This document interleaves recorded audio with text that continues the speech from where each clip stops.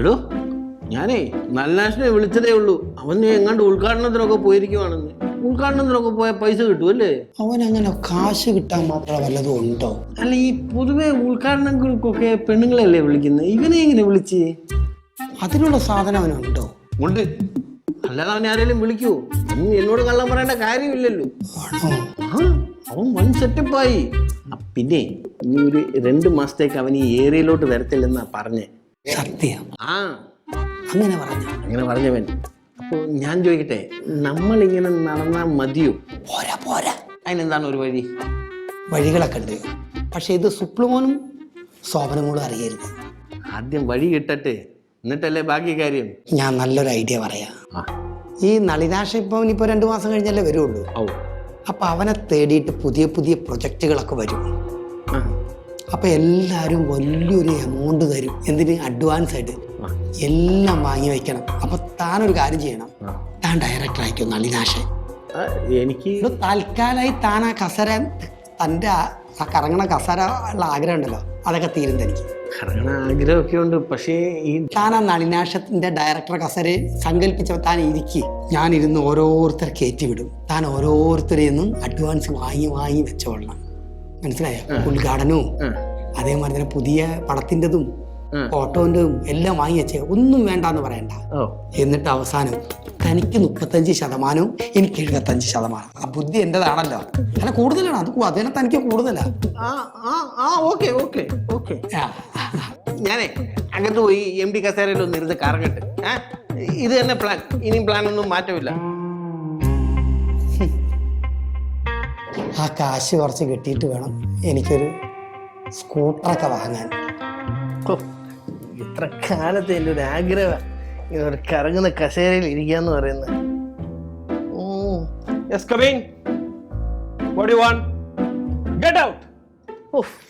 രസമുണ്ട് ഇതൊക്കെ പറയുമ്പോ തന്നെ. ഈ ആരും 4 പേരെ വിളിച്ച് ചീത്ത വിളിക്കണം. ഒന്ന് കറങ്ങി നോക്കട്ടെ.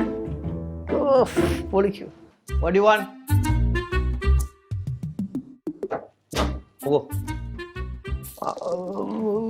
ഒരു ചായ മേടിച്ചോണ്ട് പറഞ്ഞേ. പൊളിക്കും ഞാൻ. നല്ല കൊതുണ്ട് ഇവിടെ. ഒരു കുതിര വാങ്ങി വയ്ക്കണം. എന്നാലും ഇതാണ് പറഞ്ഞത്, ഏത് ഡോഗിനും ഒരു ദിവസം ഉണ്ട് എന്നൊക്കെ പറയുന്നത്.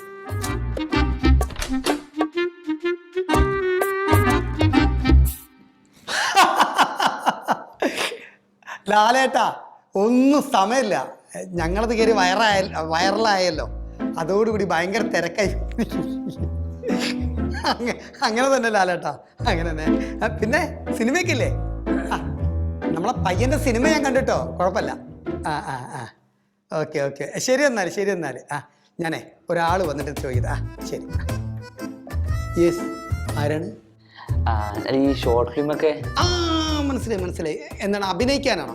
അഭിനയിക്കാനാണെങ്കിൽ ഒരു ഫുൾ സൈസ്, ഒരു വലിയ സൈസ്, പേര്, അഡ്രസ്സ്, ഫോൺ നമ്പർ ആ മഞ്ഞ പെട്ടിയിലിട്ട് പോയിക്കോ.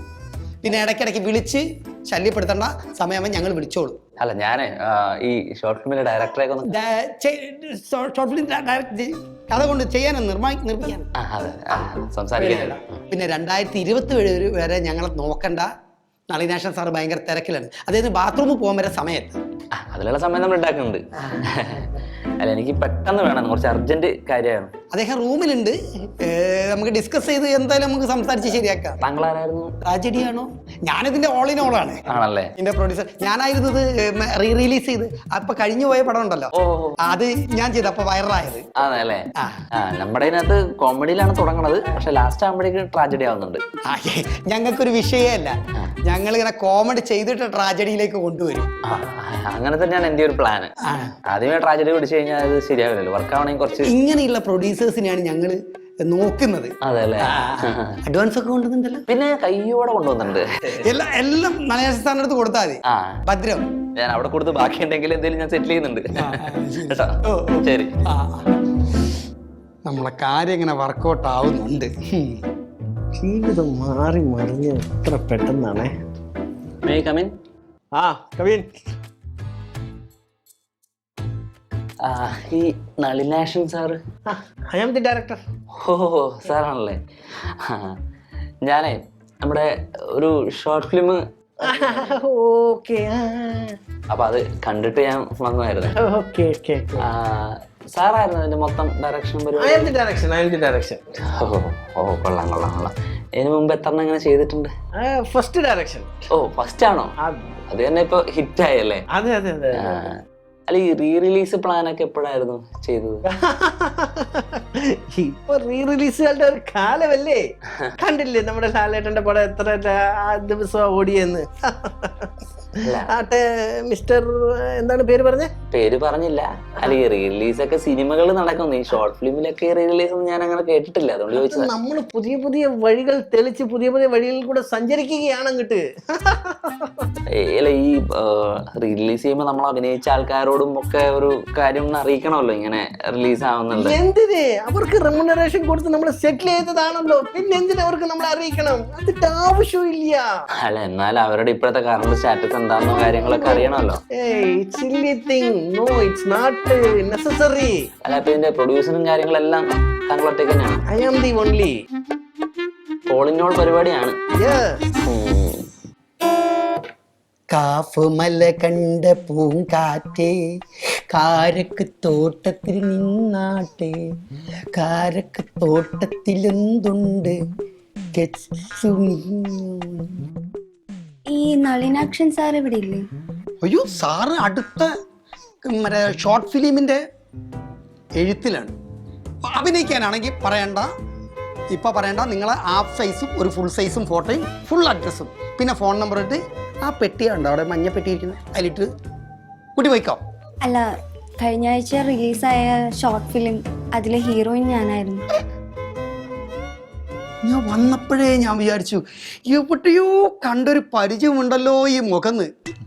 ഇപ്പൊ മനസ്സിലായി, അടിപൊളിയായിരുന്നു. നാട് മുഴുവൻ അങ്ങനെ കാണുകയല്ലേ നിങ്ങളെ ഷോർട്ട് ഫിലിം.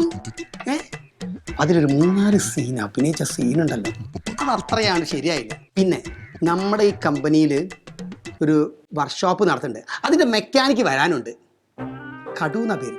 അവൻ വന്നിട്ട് കുട്ടീനെ അങ്ങോട്ടൊക്കെ ഒന്ന് റെഡി ആക്കും.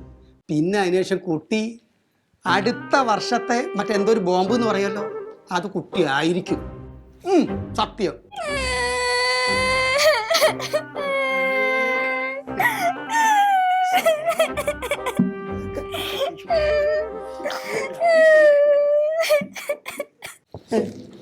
മോളെ കരയല്ലേ കരയല്ലേ.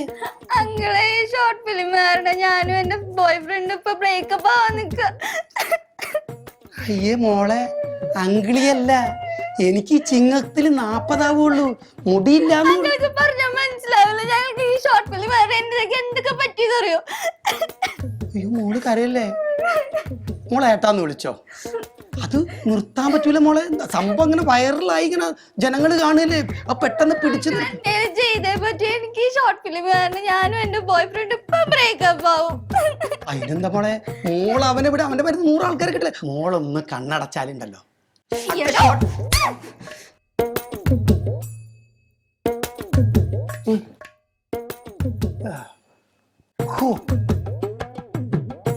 പെൻസില് പോലെയുള്ളൂ. അപ്പോൾ അടി എന്താണ്? എന്റെ ഇതൊക്കെ മാറിപ്പോയി. ഒറ്റയ്ക്ക് എന്നല്ല എല്ലാ പരിപാടിയും ചെയ്യുന്ന പറഞ്ഞു. I am the only. അല്ല ഞാനിതിപ്പോ ഷെയർ ഒന്ന് ചോദിക്കും പിന്നെ ആരും വരില്ലല്ലോ അല്ലേ? നോ നോ നോ, എല്ലാ ഷെയറും എനിക്ക് തന്നെയാണ്. ആണല്ലേ? അപ്പൊ ഞാൻ ഈ കൊണ്ടുവന്ന മൊത്തം ഇവിടെ തന്നാ മതിയല്ലോ. തന്നോളൂ. സന്തോഷം. ഒന്ന് കുറച്ചുകൂടെ അടുത്തേക്ക് എനിക്ക് നേരിട്ട് തരാനായിട്ടുള്ളത്. ചിലപ്പോ ക്യാഷ് അല്ല, ചെക്കായിരിക്കും അല്ലേ? അല്ല രണ്ടും ഉണ്ട്. അപ്പൊ ഇനി മേലെ ഇങ്ങനത്തെ പരിപാടികൾ ഇനി ചെയ്യാൻ നിൽക്കരുത്, മനസ്സിലായില്ലേ?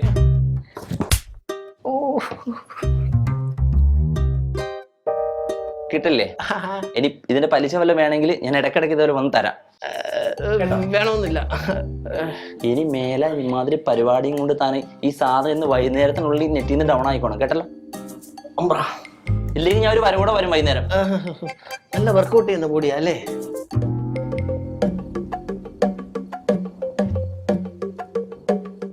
ഹലോ ഇതാരോ വേണ്ടത്.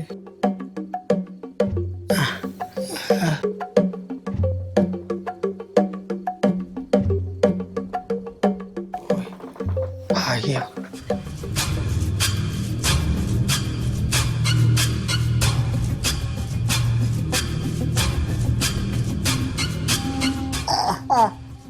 എങ്ങനെയുണ്ട്?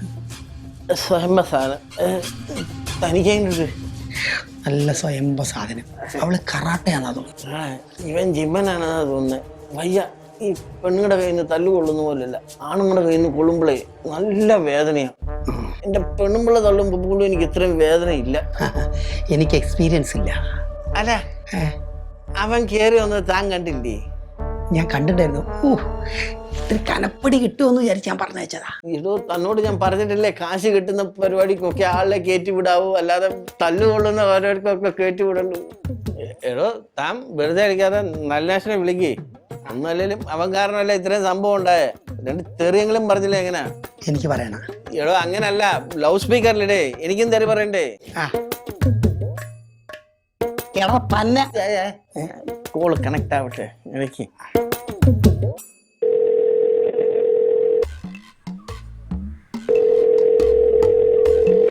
Your calling is currently switched off. Please try later. താങ്കൾ വിളിക്കുന്ന വ്യക്തി നിലവിൽ സ്വിച്ച് ഓഫ് ചെയ്തിരിക്കുകയാണ്.